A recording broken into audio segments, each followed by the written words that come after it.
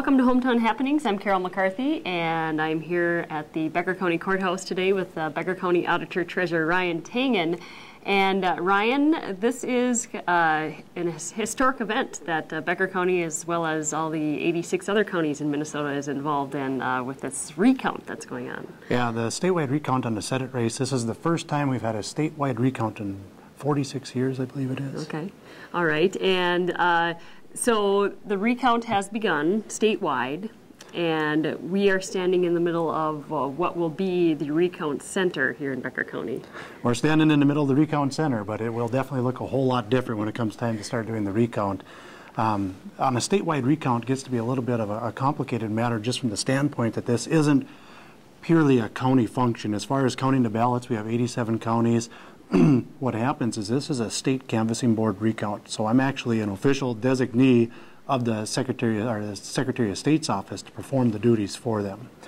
And so that adds just one more level of complication to this election matter. And a lot of there are a number of precincts that are starting their counting today. Today was the first day you could do it on the 19th. We opted for next week just because it fit into the schedule a little better. And we'll start on Monday at 1 o'clock. We'll go Tuesday the 24th Tuesday the 25th from 8 until 4:30, and then also the 26th from 8 until 4:30.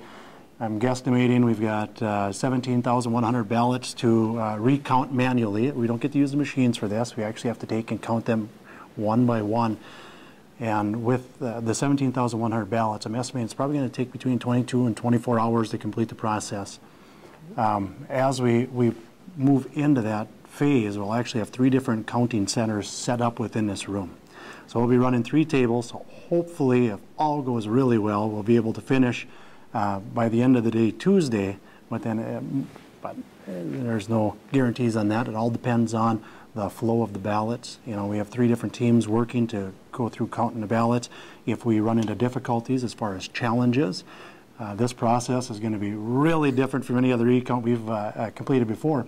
We did have a statewide recount on the 4th Judicial District in the primary. Mm-hmm. And when we went and recounted the 1,500 ballots we had for that, there was actually a team of 4 there, and 2 of us did the counting, and we were done in about 2 hours. So we've got more than 10 times the ballots, and now this time we're going to have official observers of the candidates, and we're going to have official challengers of the candidates that actually will get to sit right at the table with us as we're counting the ballots.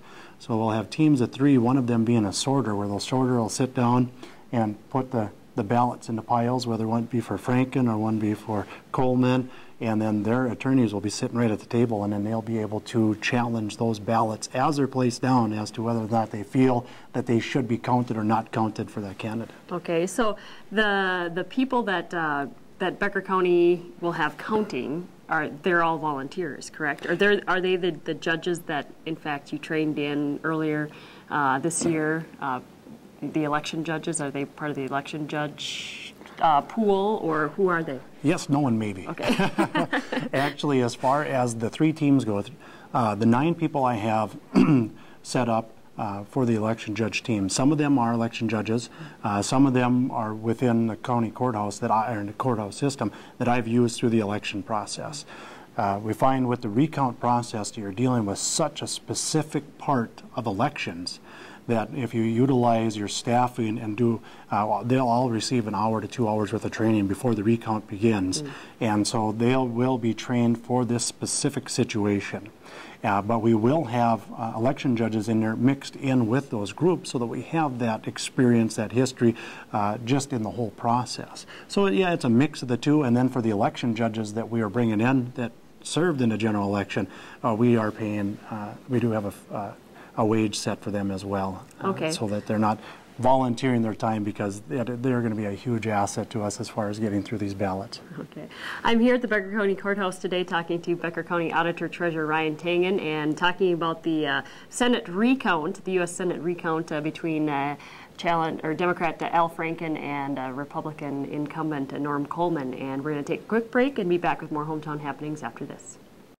Welcome back to Hometown Happenings. I'm Carol McCarthy here with the Becker County Auditor Treasurer Ryan Tangen at the Becker County Courthouse, and we're talking about the recount between incumbent Republican Senator Norm Coleman and Al Franken, Democrat, and it's a historic event, hasn't happened for 46 years. And Ryan, now this is a setting where you're going to recount. You told us prior to the break about kind of the scenario where there will be someone counting the ballots, and you'll have a challenger and observer on each side, and somebody from the Franken camp and somebody from the Coleman camp on each side. Or, right. Those are the challenger and the observer, correct? Or well, the challengers, what will happen is at the tables, we'll have tables set up here for the recount. And then the team of three, two of them will actually be taken, because as these ballots are put in the box on election night, the machine is actually set up. It has a machine in there that mixes the ballots, so that an election judge couldn't go back through and count back to whoever they knew voted to see how they voted type scenario.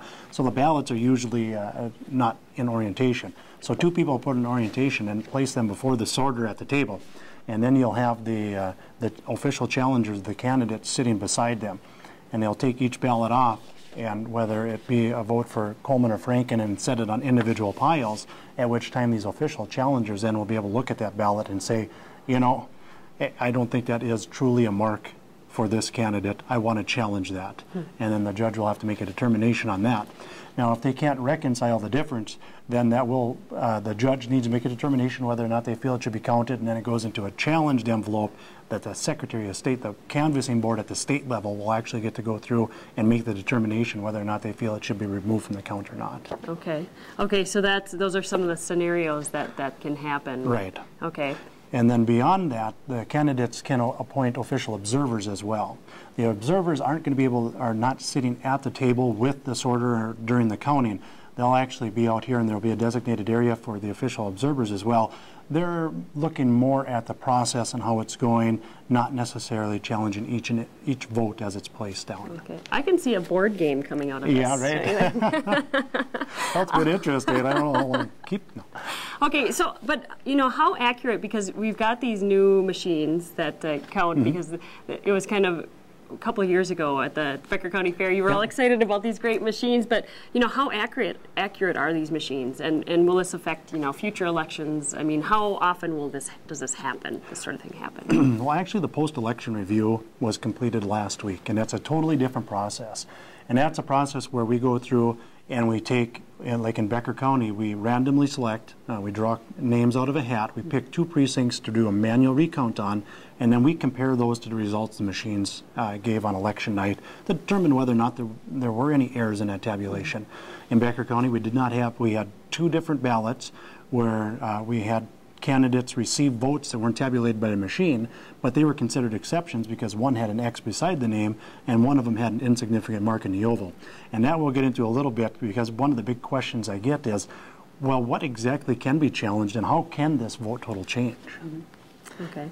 All right. So the machine therefore cannot count, you know, that's the speculation, is if they didn't fill that in the whole way, it may not have gotten counted. Right, and you know, whether they fill in the oval or make a check mark or put an X in there sometimes depends on, with the check mark and the X, most of the time it picks it up, but if it's off center or out of line, it might not pick it up. One of the big areas that we're going to see of possible change is in the voter intent when the marks are outside of the area. Okay. And what that is on their ballot you have the oval. If somebody put an X or marked an oval on the left-hand side of it, circled the name, circled the oval, put an X or a check mark on the right-hand side of the name, those are outside of the scannable target area for the machine, so it's not going to pick up that vote. But under a manual recount, we can determine that was truly the voter's intent to vote for that candidate. Okay, so are you excited about this? I'm really excited for it. It's your time to shine, Ryan. You're right. Well, thank you so much for walking us through the process, and that's going to wrap it up here for Hometown Happenings at the Becker County Courthouse. Thanks to Ryan Tangen, Becker County Auditor Treasurer. For TV3, I'm Carol McCarthy.